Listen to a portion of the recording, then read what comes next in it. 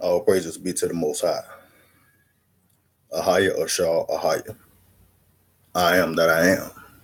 The name that the Most High gave unto Moses. In Exodus chapter 3, starting at verse 14. All praises be to the Most High for another Sabbath. Thank Him for the day of rest and holy convocation.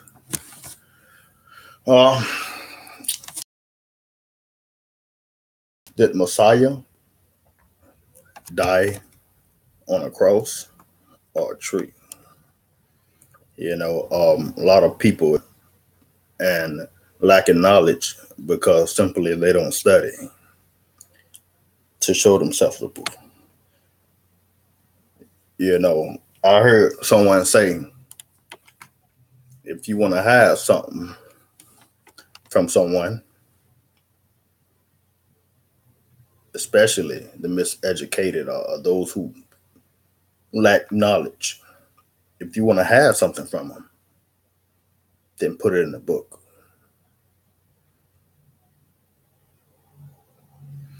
I find that to be true. I really do. Because we wear crosses around our neck and these Jesus pieces, charms or whatever it is. And we don't know the origin that follows. Oh, monkey see, monkey do. That's why it's good to study and not follow, not to be a follower. Like I said, just because the whole world is doing it, the whole world is going left, doesn't mean that that's the right way to go.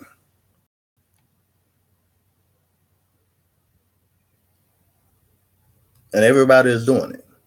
But my question is, did the Messiah die on a cross or a tree? We're going to get a few scriptures to get some understanding. All right. Now, there's three. We're going to start off in the New Testament. There are three books, Matthew, Mark, and John, that specifies that on the cross. So what we're going to do, we're going to get this. I'm going to read it. You see everyone wearing a cross around their neck and don't know the meaning of it. The Most High told us to don't wear these things around your neck. Don't make unto you anything as in the likeness of heaven, nor on earth. Don't do it. We got the cross around our neck. We don't know the definition of it. We don't know the meaning of it. Its origin. We don't know why we're doing it. It's like a tradition. Everybody just follow everybody. Matthew 27:42. That's called idolatry. Put stuff like that around your neck. So what if he did die on a cross? Does that mean that you go put it around your neck and you still got him on the cross, dead? Well, I mean that he's still dead, right? He's not alive, according to you, according to your tradition.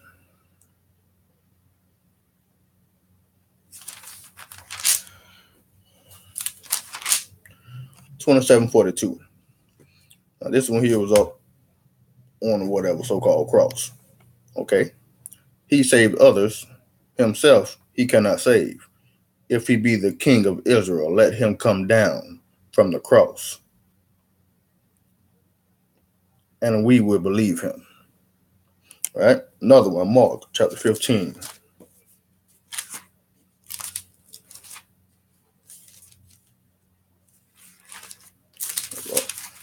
Going too fast.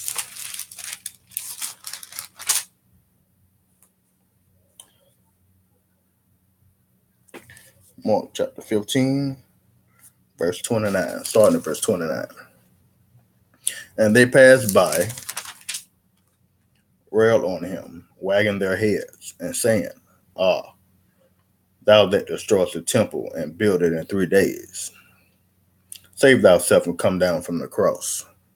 So we still hearing this word cross. We got the second time. Now John chapter 19.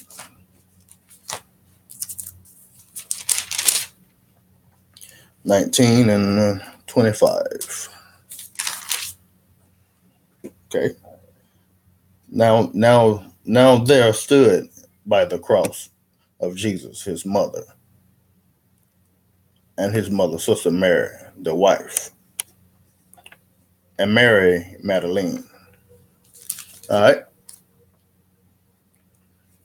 So now we have three places here in the New Testament, so-called New Testament, where it was speaking of cross.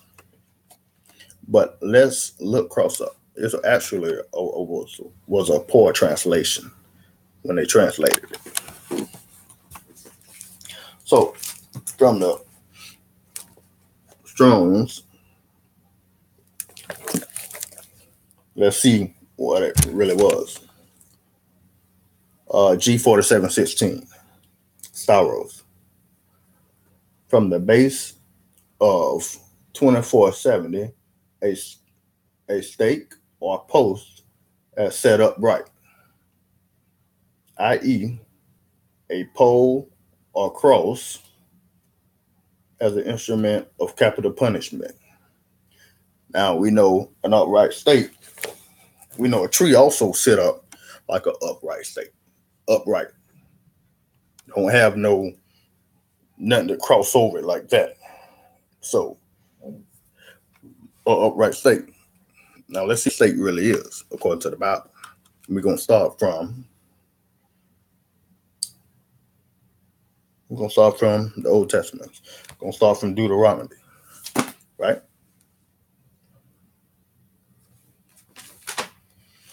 If the Messiah became a curse for us, right? And we need to see confirmation from the Bible, what the Bible say. If he became a curse for us. Because the Bible simply explains it. Deuteronomy 21, 22, and 23. Chapter 21, verse 22 and 23. Okay. If a man have committed a sin worthy of death, and he be put to death, and thou hang him on a tree, he remain all night upon the tree, but thou shalt in any wise bury him that day. For he that is hanged is a curse of God, right? So he's a curse if we hang on that tree. Now let's get this in the New Testament, because the New Testament have to back the Old Testaments up. You have to be on point, right? In agreement. That's why I understand some Christians try to explain stuff to them. You know, they change God. It's like they're changing God and say that God changed. But we know Malachi said, I'm the Most High, changed not. Therefore, you sons of Jacob are not consumed. So the New Testament have to line up with the Old Testaments, right? God don't establish anything and the son just come tear it down and, you know, forget what he say. I'm the man here now in charge. I died. That's not the way it works. That's not the way it works at all. All right, Galatians chapter 3. Now you can even look up stake. You could Google it, and it'll show you upright stake. It'll show you some of them look like trees. So a lot of people say, well, if he not like that, then how can the arm scratch wide? Then how can nails be driven in his arm? How did it get like that? Well, first of all, stakes, it goes up like that. If you own a stake, a tree, they nail your hands together like that. So that's how that's done. All right. Galatians 3:13. Let me get to it.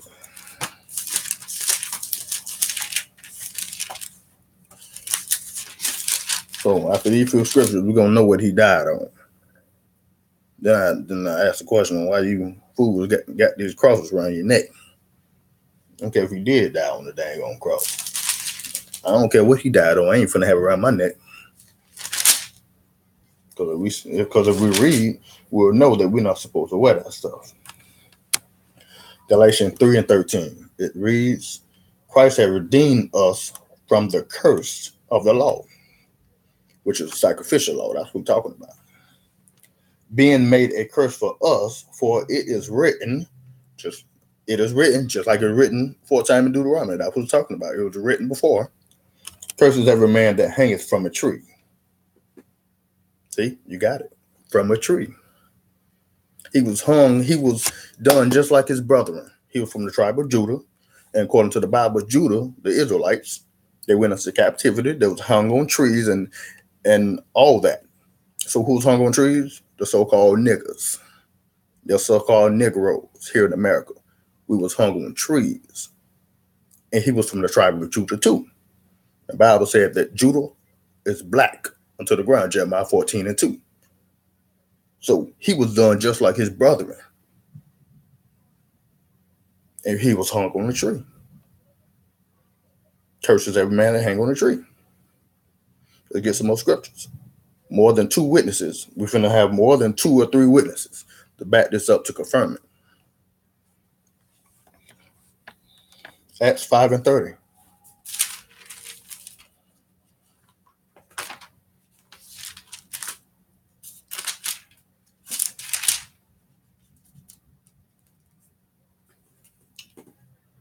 Right.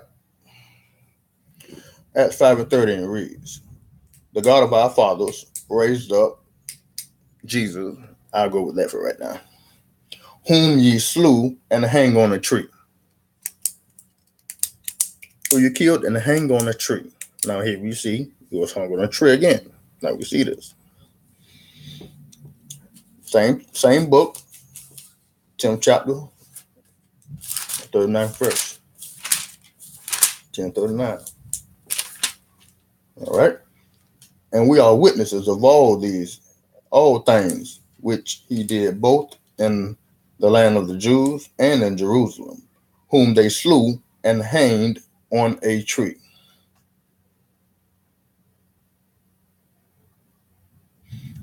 Can't get no simpler than that. All right, same book. The 13th chapter and the 29th verse. Who he slew and hung on a tree.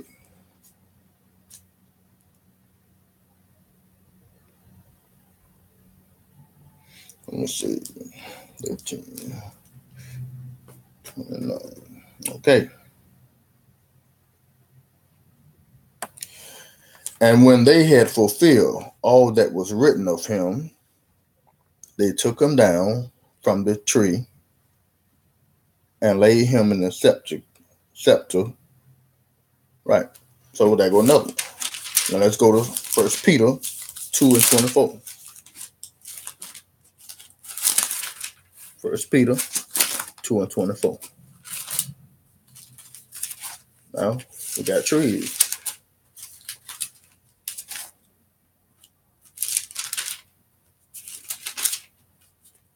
Right. 1 Peter 2 and 24. Who his own self bare our sins and his own body on a tree, that we being dead to sin should live unto righteousness, by whose stripes we are healed. On a tree. Key word. On a tree. Right? So I want to bring you just a few scriptures that you know that he was actually hung on the tree. Why you got a tree around your neck? Put a tree around your neck. I'd rather not neither.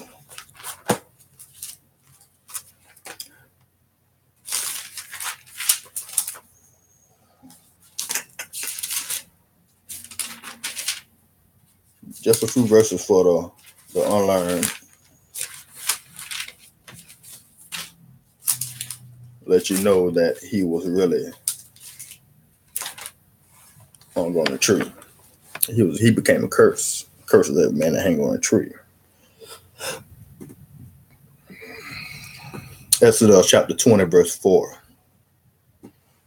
I'm sorry, verse 3. Thou shalt not have no other gods before me. It's the Most High.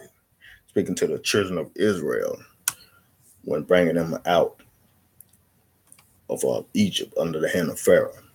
Thou shalt not make unto thee any graven images or any likeness of anything that is in heaven above, or that is in the earth beneath, or that is in the waters under the earth.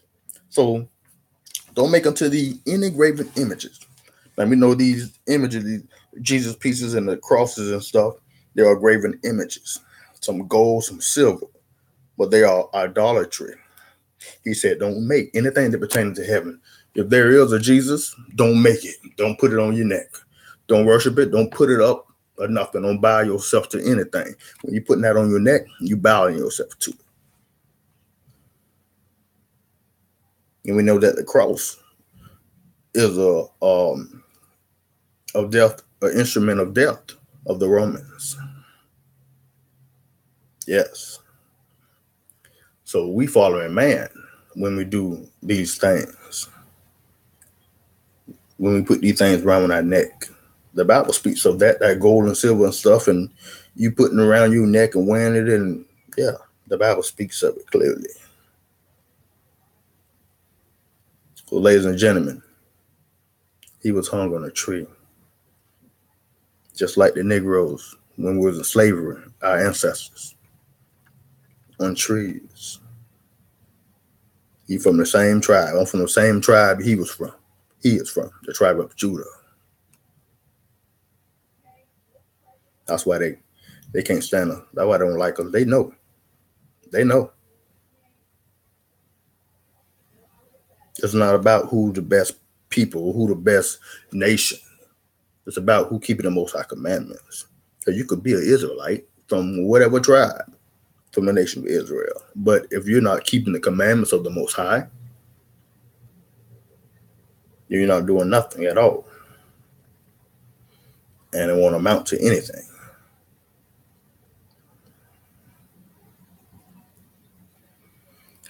Hope y'all enjoy y'all Sabbath day.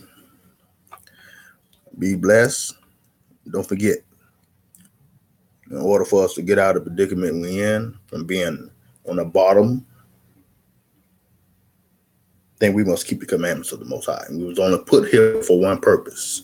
Ecclesiastes 12 and 13. Let us hear the conclusion of this. The whole duty of man is to fear God, keep his commandments.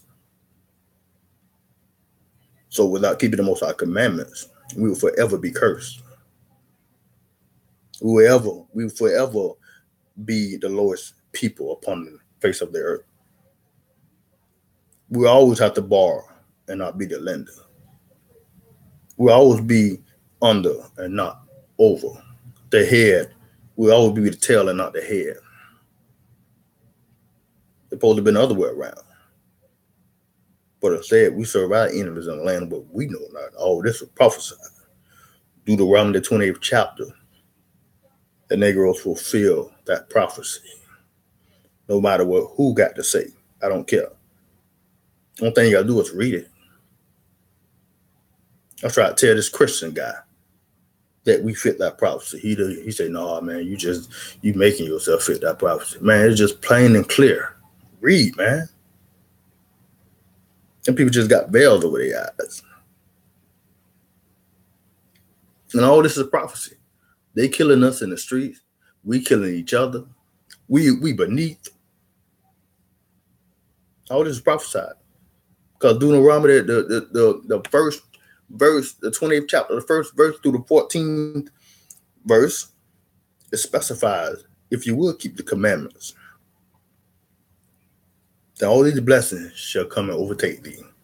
And starting at the 15th verse, all the way to the 68th verse, it lets us know the curses that we will suffer, all the plagues and disease. The curses will come and overtake thee if thou wilt not hearken unto the voice of the Most High, thy God, to keep his commandments, and to observe his statutes and his judgments. Commandments is the laws that he gave us. Anything that the Most High tells you to do without an option is a command. And the judgment is the punishment that you would receive for disobeying the commandments. Because he punished, he chastised those who he loved. Judgment come.